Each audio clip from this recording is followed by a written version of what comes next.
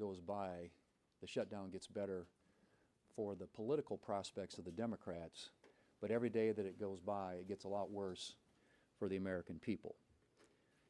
Now, Democrats, senators might start to feel that a little bit personally when they try to fly out of airports, and you see some of the impacts that are already occurring with respect to TSA and air traffic control. And families around the country are already seeing the impacts, and it's about to get a whole lot worse. Because we just needed 5 more votes, 5 more Democrat votes that the Democrats wouldn't give us yesterday, the American people are going to miss a lot more and feel a lot more pain and miss a lot more paychecks in the very near future. So shame on the Democrats. Shame on the Democrats for doing this to the American people. I mean, look at that. Really? Every day gets better for us? Every day gets better for us. That's their thought about what this shutdown means. So shame on the Democrats for what they're doing to the American people. Republicans want our troops to get paid. We want our traffic controllers to get paid. We want our TSA agents to get paid. We want our border control agents to get paid. And we have voted that way now in the United States Senate 7 times to open up the government. Democrats in the Senate are the last hurdle to getting the government open again and the American people back to work. But what? Instead, they've decided to pander to their far-left activist base who are cheering what's going on here. And the Democrats tend to be so afraid, I guess is the only thing, or running scared from that far-left activist base, that they are willing to put that ahead of what's in the best interest of the American people.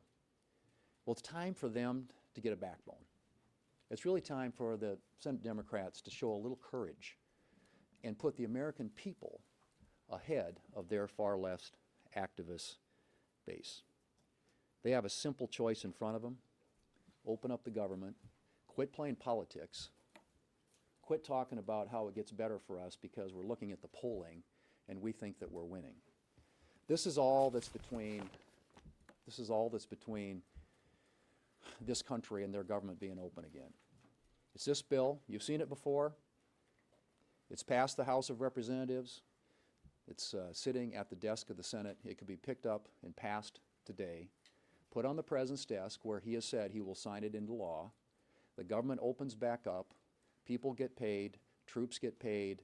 Air traffic controllers get paid. TSA agents get paid. Border Patrol agents get paid. And we get back to working on behalf of the American people. That's what that's really, this is it. This is all that is between this country being back to work again, and it's 5 Democrats in the United States Senate. We have a majority of United States senators. 55 out of 100 senators are voting to open up the government. We need 5 bold, courageous Democrats with a backbone who are willing to take on their far-left activist base, join us in passing this. Could do it anytime, anytime. Send it to the President, he'll sign it into law. It's that simple. Something they've done 13 times when they had the majority here in the United States Senate and President Biden in the White House. 13 different times. Continuing resolutions are a routine practice around here. They don't get hijacked for extraneous policy writers, and we didn't do that. No gimmicks, no policy writers, no partisan attachments to the bill that came over that the Speaker and the House passed and sent to the Senate. It's just a straight-up bill to keep our government open so we can continue the appropriations process and get back to work for the American people. Speaker Johnson. I want to thank Leader Thune for strong principled leadership over here in the Senate. They have held the line and done the right thing. I'm so delighted that he keeps holding up our House product here. Obviously, this is something we're very proud of. Why? Because it is a clean CR. And what is so historic about what's happening right now is that never in history, never before have you been able to write that a party closed the government over a clean CR. This is the first time. These political antics are frankly ridiculous, and real Americans are being hurt. In my press conference a few hours ago, many or most of you were there, and we talked about how Chuck Schumer is very clearly, and the Democrats who are his accomplices here in the Senate, are very clearly causing pain for the American people for their own political survival. And I shared a couple of headlines. I'll share them here again. Politico yesterday, their headline, quote, "Chuck Schumer's critics are satisfied." See, he's trying to appease the radical left base of his party. That's clearly what's going on, and no one can deny it. And apparently it's having the desired effect. Here's another one. CNN reported yesterday, Democrats say even missed paychecks for U.S. troops won't be enough to end the shutdown alone. It continues. The co-founder of Indivisible, radical left group, as you know, Chuck Schumer hasn't surrendered yet. Quote, "I call that progress." David Hogg, the former DNC vice chair, too radical even for the DNC. They kicked him out. Okay, he said yesterday, "We give credit where credit is due. This is a big step up for Chuck Schumer." There was Democrat aide. This one's pretty amazing. CNN reported a few hours ago. The shutdown will last as long, this is the aide reporting on what's being said behind closed doors with the senators on the Democrat side. The shutdown will last as long as public perception is on their side, short of, quote, planes falling out of the sky. Because air traffic controllers are experiencing a shortage now, I guess? I mean, it's just absolutely stunning. The Republican Congress has voted 8 times now, once in the House, 7 times in the Senate. In fact, Lily, will you bring that up? I think visual aids are helpful sometimes because they're trying to obscure these simple facts. Okay, these are the facts. These are the dates. The Republicans in Congress have now voted 8 times to pay the troops and all other federal workers. We did it on September 19th in the House 3 weeks ago today, and now the Senate, under Leader Thune's leadership, has voted 8 times. These are the dates. September 19th they did it. September 30th, October 1st and 3rd and 6th and 8th and 9th, over and over and over. The Republicans voted to open the government and pay the troops, and the Democrats every single time voted for them not to be paid, not to pay TSA agents. If your flight's canceled today, you can blame it on the Democrats. They are the ones that are making sure that air traffic controllers have shortages. We don't want planes falling out of the sky, for heaven's sake. They're making a mockery of this, and it is outrageous to us. You got 2 very even-tempered guys here. Thank you, Lily. You got 2 very even-tempered guys here. We don't get upset a lot. We don't get our feathers ruffled, okay? But this is so outrageous. It's so beyond the pale because real people are being hurt. You got 700,000 federal workers that will receive paychecks today, followed by an additional 400,000 workers on 10/14. That's their last paycheck. That is the last paycheck they're going to have until the Democrats reopen the government.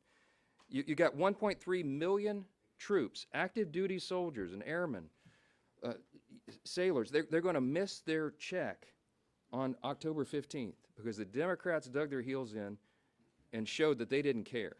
8 times they have voted not to pay these people who are serving and protecting all the rest of us.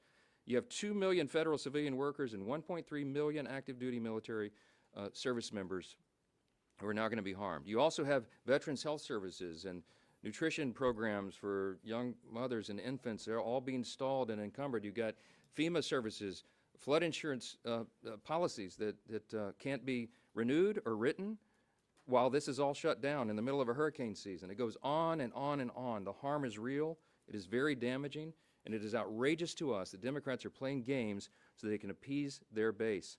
Now, we've heard, and I'll turn it back over to the leader, take some questions, but we've heard, and many of you have reported already, this Hate America rally that they have coming up for October 18th, the Antifa crowd and the pro-Hamas crowd and the Marxists, they're all going to gather on the mall. We got some House Democrats selling T-shirts for this event. It is an outrageous gathering for outrageous purposes, but the Democrats in the Senate have shown that they're afraid of that crowd, that they don't want to bow, that they want to bow to them, bow the knee to them, and they don't want to take incoming from them. And so they're willing to hold the American people hostage so that they don't have to face an angry mob that's a big chunk of their base. Now, if that's a rumor, they need to come out and clarify that it's not, but that is what we are hearing is their actual motivation, and it is outrageous. All this has got to come to an end. Turn it back over to the leader. Good afternoon. 55 votes, you say. Why not go ahead and use this as an opportunity if things are so dire to get rid of the filibuster? Use the nuclear option. Well, that's the filibuster, as you know, supermajority requirement is something that makes the Senate the Senate. And honestly, if we had done that, there's a whole lot of bad things that could have been done by the other side. The 60 vote threshold has protected this country, and frankly, that's what I think this last election was largely about, because if the Democrats had won the majority, they probably would have tried to nuke the filibuster. And then you'd have 4 new United States senators from Puerto Rico and the District of Columbia. You'd have a packed Supreme Court. You'd have abortion on demand, a whole bunch of things that were on that laundry list. They had about 6 or 7 things that they were going to do when they nuked the filibuster. And so the filibuster protects. It's been a voice for the minority. It gives the minority a say in what happens in this country. The founders created the Senate uniquely that way for that specific reason. And so it's just really not that complicated. All it takes is a little backbone, a little courage on behalf of 5 Democrats to do what they have done and what we've done for decades when it comes to funding the government. Continuing resolutions, as we pointed out 13 different times in the last 4 years with Biden in the White House and the Democrats with the majority in the Senate, this was done. It's a routine thing. And it's just, this is outrageous what they are doing. And it is. They ought to be ashamed, because this just doesn't get done. You don't hijack the federal government to try and create $1.5 trillion in new spending, free health care for non-citizens, and you can go right down the list. I mean, this isn't even realistic. I mean, they're not serious people, and it's time they came to their senses and did the right thing for the American people. Are you feeling any pressure on the filibuster? No, nobody's pressuring. Well, there's always pressure on the filibuster, sure. Yeah, I mean, there are folks out there who think that is the way we ought to do things around here, simple majority. But I can tell you that the filibuster through the years has been something that's been a bulwark against a lot of really bad things happening to the country. Yeah.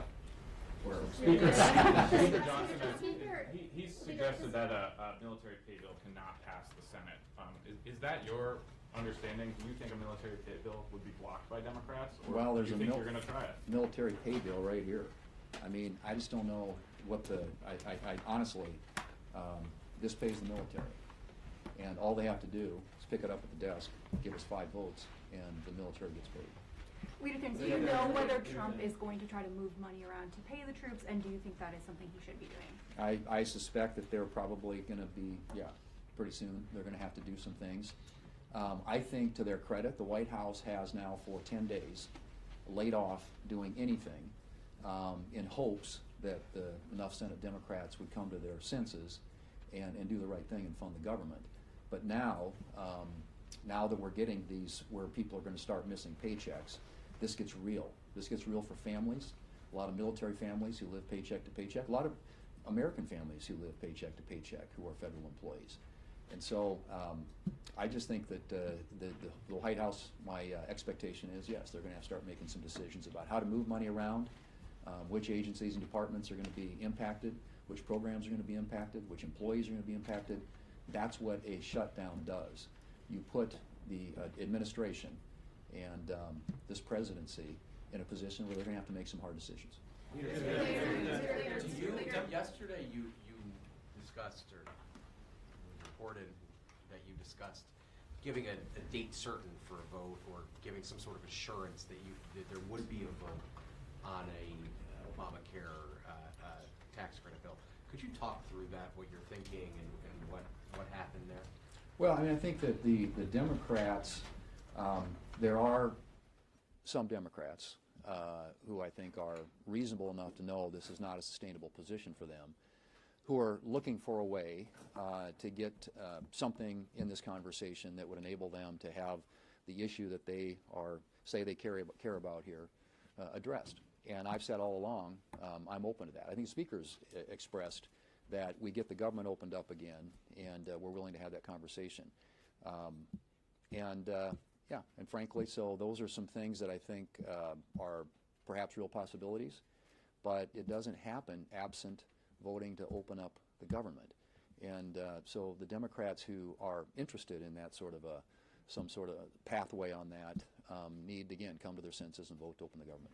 Mr. Leader, are you going to have any conversations over the next couple of days with Leader Schumer about that? And, you know, to Jake's point, I guess, do you feel like maybe you're getting closer to an off-ramp here? Well, I think Leader Schumer's checked out. I don't think this is gonna happen. I think this is gonna happen organically with enough reasonable Senate Democrats who care enough about doing the right thing for their country and not what's in the best interests of their left-wing political base to come forward and help us find a solution. And those conversations continue.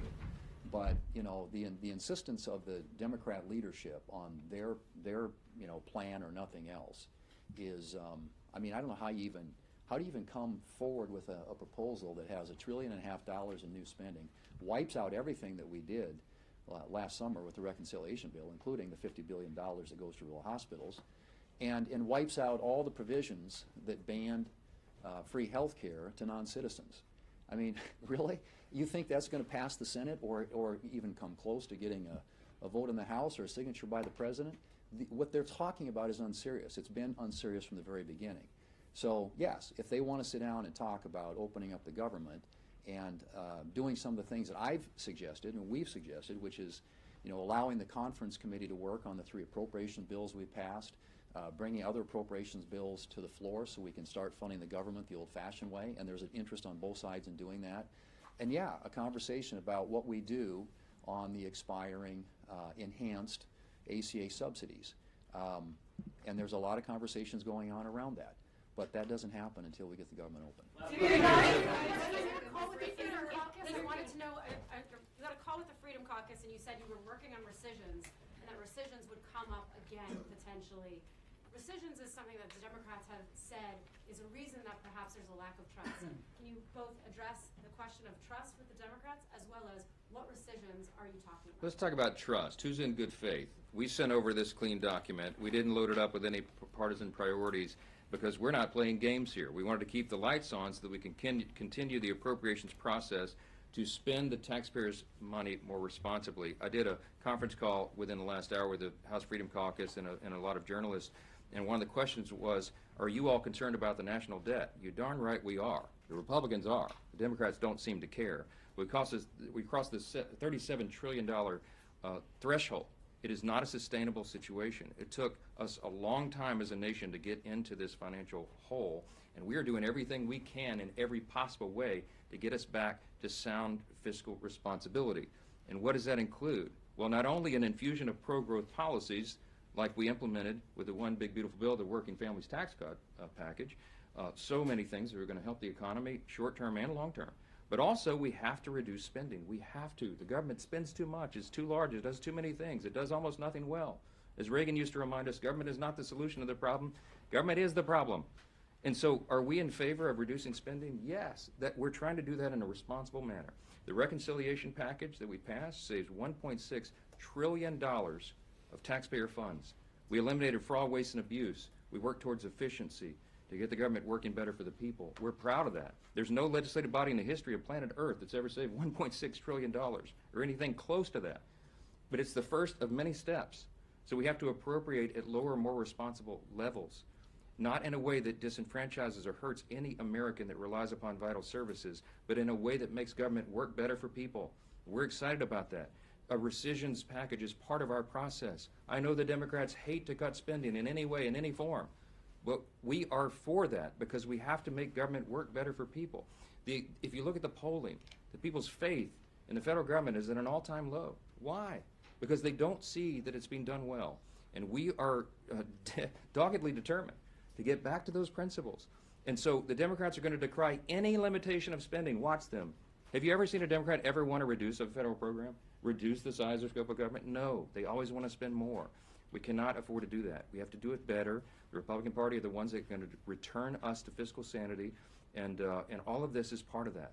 This simple CR is part of that. We didn't load it up with partisan priorities. We tried to make it simple because we had appropriators in the Republican and Democrat parties who joined together and said, in the House, and said, you know what? Give us 7 more weeks. Give us until November 21st. Let's keep the lights on. Very simple, clean measure, as simple as possible. Keep everything at status quo so we can work together and come to consensus to spend the taxpayers' money more responsibly. Yes, we're committed to that. Thank you. Is it appropriate for senators to be using the government shutdown and going and having campaign fundraisers?